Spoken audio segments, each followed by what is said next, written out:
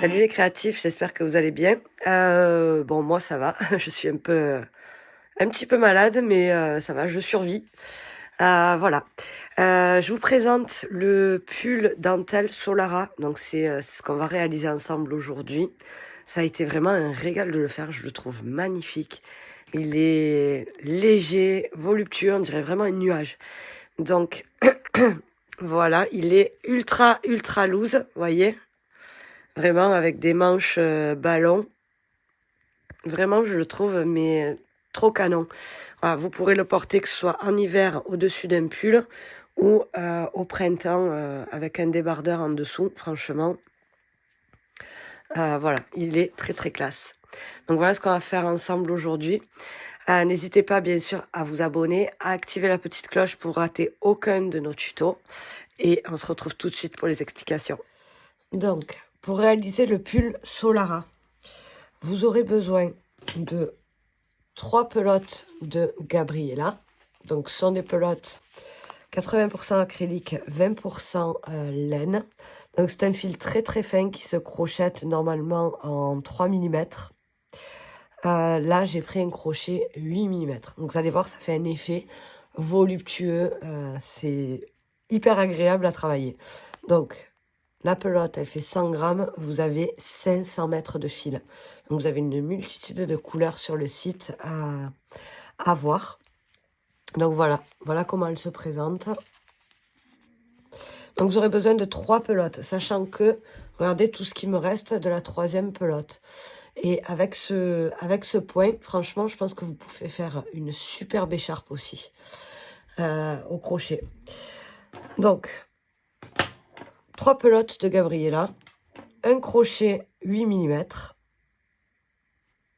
un crochet 4 mm pour les bordures des manches.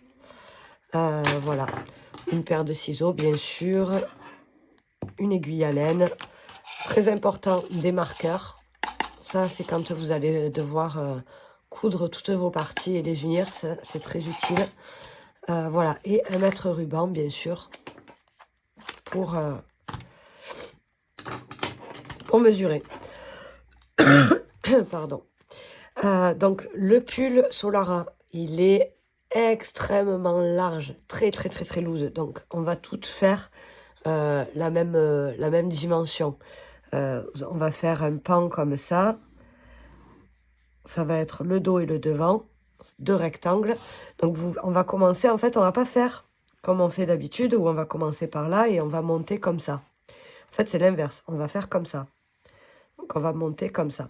Donc, évidemment, moi, j'ai commencé avec 65 mailles. Mais si vous êtes plus grande que moi ou plus petite que moi, il faudra adapter et mettre plus ou moins de mailles. Moi, je fais 1m64. Donc, si vous êtes plus grande que moi, excusez-moi, rajoutez des mailles. Si vous êtes plus petite que moi, retirez-en. Pour les manches, ce sera pareil. Elles vont être extrêmement larges. De toute façon, je vais vous donner les mesures tout à l'heure. Et donc, pour les manches, on fera 45 mailles. Et là, c'est pareil, on va pas faire comme ça. On va faire comme ça, dans la longueur. Donc, vous allez mesurer quand même. Une fois que vous aurez fait vos 45 mailles, mesurez votre bras. Si c'est trop long, enlevez des mailles. Si c'est trop court, rajoutez des mailles. Donc, je vous disais, il faudra rajouter des mailles si c'est trop court ou en enlever si c'est trop long. Donc, vous verrez, vous vous adaptez. Mais après, sinon, franchement, il est vraiment très loose. Donc, je pense qu'on peut garder toutes les mêmes mesures en termes de largeur. Après, si vous voulez que ce soit beaucoup plus large ou beaucoup moins large, bah, toujours pareil, hein, vous essayez sur vous. Vous regardez, étant donné qu'on va partir comme ça.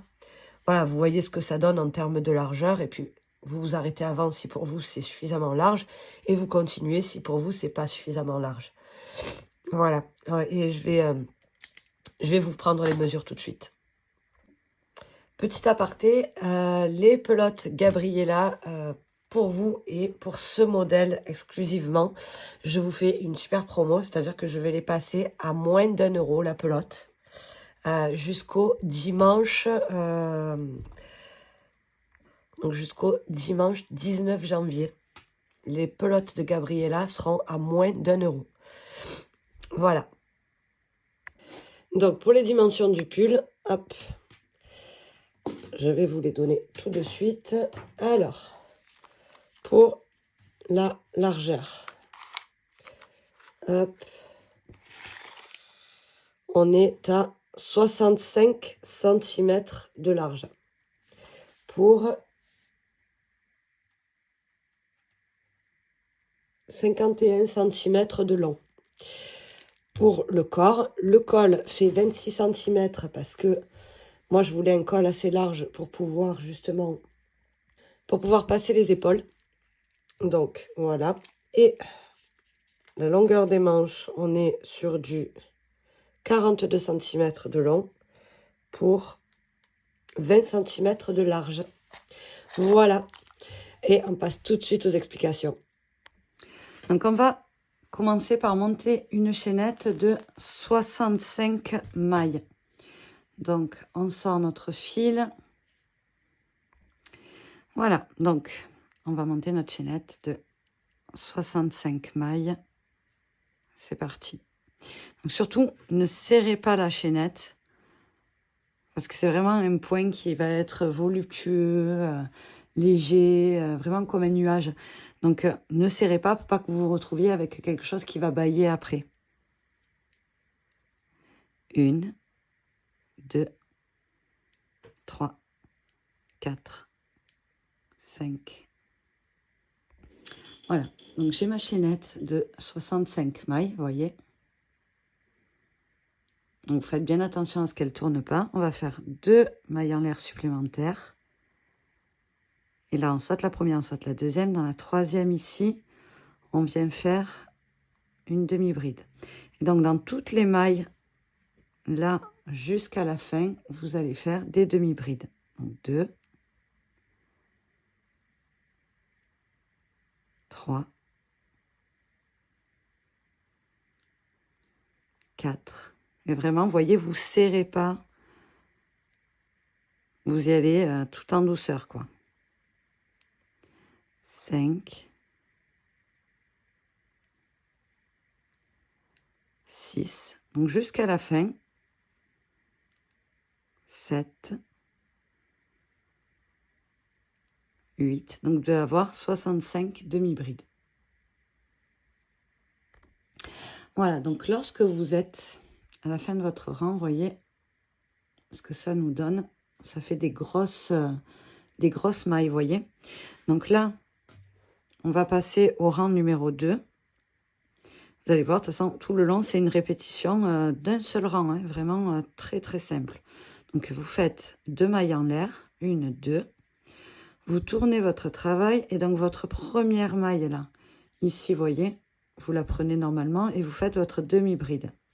Et ensuite, toutes les autres, jusqu'à l'avant-dernière, il n'y a que la dernière qu'on prendra normalement aussi, pour pas que ça fasse, pour que ça reste en fait droit sur les bordures. Vous allez prendre, là vous voyez, normalement vous devriez prendre ici. Ben, en fait, vous allez prendre le brin arrière, ici. Vous prenez le brin arrière et vous faites votre demi-bride. Et vous allez faire des demi-brides dans absolument tous les brins arrière. Dans chaque maille, vous allez prendre dans le brin arrière. Et vraiment, vous voyez, tout en douceur. Vous ne serrez pas. Vous attrapez, brin arrière, vous passez votre fil et vraiment, vous glissez votre crochet, quoi. Voilà, vous serrez pas. Il faut que ça reste très, très vaporeux, très mousseux. Vous voyez là, la petite tresse qui se forme en relief. C'est ça qu'on veut. Donc, vous allez continuer comme ça, tout le long. Hop. Vraiment, tout en douceur. Sur toutes les mailles. On se retrouve à la fin pour faire la dernière et pour commencer le rang d'après. Mais voilà, vraiment, vous voyez, tous les rangs, ce sera comme ça. Vous allez faire comme ça sur tous les rangs.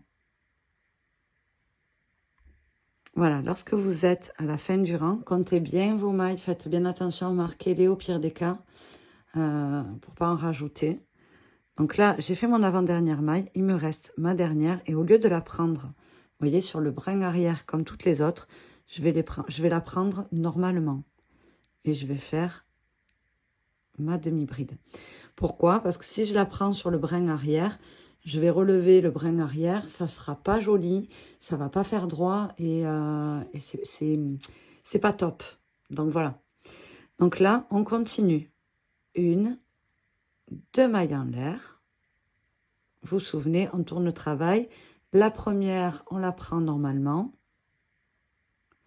Et ensuite, toutes les autres, vous voyez, au lieu de prendre ici, on vient prendre sur le brin arrière. Voilà. Et on continue. Et vraiment, on ne serre pas, on reste. Voilà, que ce soit aérien. Donc, vous allez continuer comme ça, jusqu'à ce que vous ayez la longueur qui vous convient. Sachez, enfin, la longueur. Jusqu'à ce que vous ayez la largeur qui vous convient. Parce qu'en fait, là, on crochette comme ça, mais nous, en fait, ça va donner ça sur le pull. Donc, vous continuez. De toute façon, vous avez les dimensions du mien. Après, si vous voulez plus large, ben, vous continuerez quelques rangs. Et si vous voulez moins large, ben, vous ferez tout simplement moins de rangs. Mais sinon, voilà, rien ne change. Ça reste exactement pareil. Donc, je vais vous montrer ce que ça donne à la fin. Donc, vous allez faire ce premier pan. Je vais vous montrer. Et lorsque vous aurez fini le premier, ben, vous ferez exactement pareil pour le deuxième. Et ensuite, on se retrouvera pour les manches. Voilà ce que ça donne. Vous voyez, une fois que c'est terminé, j'adore. C'est tout simple, hein, mais vraiment, voilà, ça donne un rendu léger. Voilà, un pull en nuage, quoi. Un pull dentelle. Donc voilà. Quand vous avez terminé, gardez bien une partie assez longue pour pouvoir faire les coutures de chaque côté. Et voilà ce que ça donne. Donc vous faites exactement pareil pour le deuxième pan. Et ensuite, on se retrouve pour faire les manches ensemble. Donc pour les manches, vous allez faire exactement la même chose. C'est-à-dire que vous allez faire pareil que pour le haut et le devant, sauf que vous allez monter 45 mailles, ce qui va correspondre à la longueur de la manche. Et vous allez faire de la largeur qui vous convient. Moi, pour ma part, 40 cm environ, entre 38 et 40 cm, parce qu'après, forcément, vous savez qu'on le replie. Donc voilà, vous faites 45 mailles sur environ 38-40 cm et vous faites 2 pans comme ça et ensuite on se retrouve. Une fois que vous avez vos 2 pans pour les manches, vous allez unir de partout le col. Donc vous voyez, voilà, moi le col il est assez large parce que moi je veux pouvoir passer l'épaule par-dessus. Donc le col, il fait environ 26 cm. Après, vous pouvez le faire plus serré si vous voulez, ou vous pouvez en monter un avec des petites mailles. Moi, je laisse comme ça parce que je veux faire passer les épaules dedans. Vous joignez les manches, vous joignez les côtés, et on va faire maintenant les bordures de la manche. Alors, soit vous pouvez la laisser comme ça si ça vous plaît, ça fait une manche très très large. Mais moi, je voulais une manche un peu bouffante, un peu ballon. Donc voilà, simplement, j'ai fait des bordures, vous voyez. Donc j'ai fait 2 rangs de mailles serrées avec des diminutions et 2 rangs de brides en point élastique, tout simplement. Je suis désolée, hein, je suis malade. Donc j'ai une voix un peu de dinosaure. Voilà, donc je vous disais, moi j'ai voulu faire des manches bouffantes, donc j'ai fait tout simplement 2 rangs de mailles serrées pour bien diminuer. Et ensuite j'ai fait un genre de petit point élastique sur 2 rangs, mais vraiment, voilà, pour pouvoir resserrer ma manche. Donc vous allez prendre votre crochet numéro 4. Je vais vous rapprocher. Donc voilà. Donc crochet numéro 4. Et vous allez venir vous ancrer, de préférence peut-être vers la couture.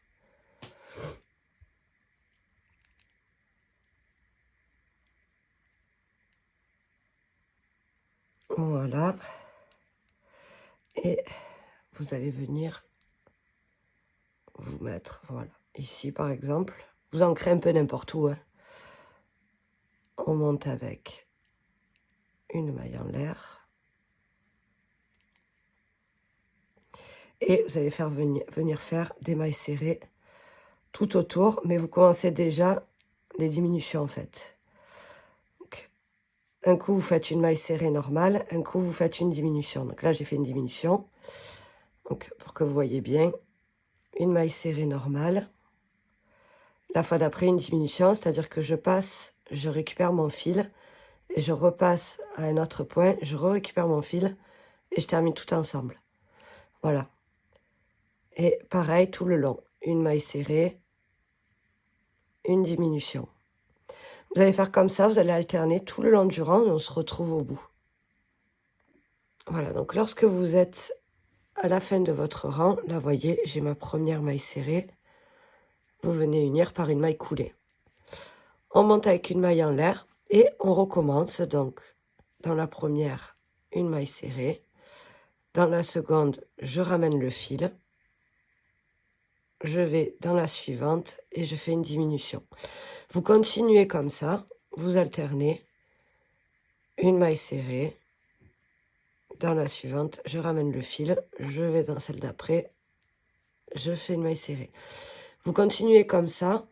Vous allez vous alterner comme ça les diminutions jusqu'à ce que vous ayez environ 21, 22 mailles. En fait, il faut que ça serre votre poignet, tout simplement. Donc, continuez comme ça. Et on se retrouve une fois que vous avez environ 21, 21, 22 mailles. Donc là, pareil, j'arrive à la fin de mon rang. J'ai 29 mailles. Donc, je continue. Je vais en faire un supplémentaire pour arriver à mes 21 mailles. Et ensuite, on fera juste vraiment un rang de bride en relief pour faire un commencement de point élastique. Et on aura terminé. Donc là, j'ai 29 mailles, donc je remonte. Et voilà, je continue à diminuer. Une. Je fais une diminution ici. Je fais deux. Je fais deux mailles serrées. 3, 4. Celle-là, je la diminue. 5. Donc, j'alterne comme ça pour essayer de les répartir un peu partout. Voilà, donc lorsque j'ai mes 21 mailles, je vais faire maintenant juste un rang de bride tout simple. Donc, je monte avec 3 mailles en l'air. 1, 2, 3 qui équivaut à ma première bride. Et dans toutes mes mailles, je vais faire juste une bride, tout simplement. Donc là, vraiment, un rang de bride tout simple, sans difficulté. Voilà, donc lorsque vous arrivez à la fin de votre rang, vous venez vous ancrer à la troisième maille en l'air de départ par une maille coulée. Et là, on va faire juste un rang d'alternance en fait entre maille en l'air, entre bride en relief par devant et par derrière. Donc là, vous allez attraper votre première bride en relief par devant, vous passez votre fil et vous faites une maille coulée. Ok, vous montez avec 3 mailles en l'air. 1, 2, 3. La bride suivante, vous la prenez en relief par derrière. La suivante, en relief par devant. La suivante, en relief par derrière. La suivante, en relief par devant. Et vous alternez comme ça, tout le long, jusqu'à la fin. Donc, une en relief par devant, une en relief par derrière. Une en relief par devant, une en relief par derrière. Et on se retrouve. Voilà, lorsque vous avez terminé le rang, vous venez unir ici à votre troisième maille en l'air de départ par une maille coulée. Faites une petite maille en l'air et vous coupez votre fil. Et on a terminé. Voilà. Donc, vous voyez, ça nous fait une petite bordure manche-ballon. Hyper sympa. Donc voilà, il faut bien vérifier que votre poignet passe, hein, bien sûr. Parce que si votre main passe pas, ça va pas le faire. Donc voilà. Voilà ce que ça nous donne. Et vous avez terminé votre pull. Voilà. J'espère que ce tuto vous a plu. N'hésitez pas à me mettre un petit mot dans les commentaires. N'hésitez pas aussi à vous abonner, à activer la petite cloche. Et moi, je vous dis à bientôt pour un autre tuto. Ciao, ciao!